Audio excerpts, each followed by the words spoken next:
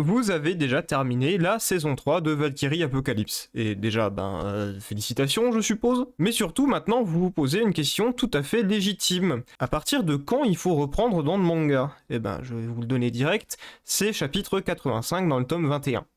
De rien.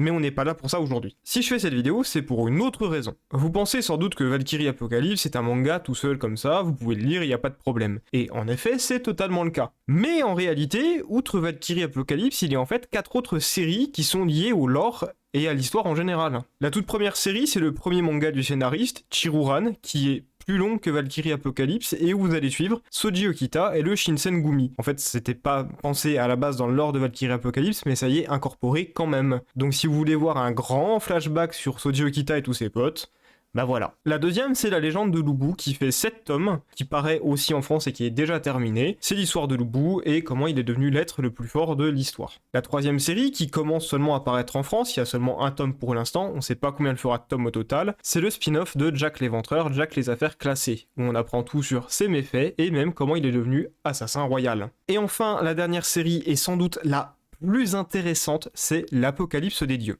En fait, la liste des dieux combattants, à la base, elle était composée de 12 noms. Il restait un nom vacant, il y avait une place vacante.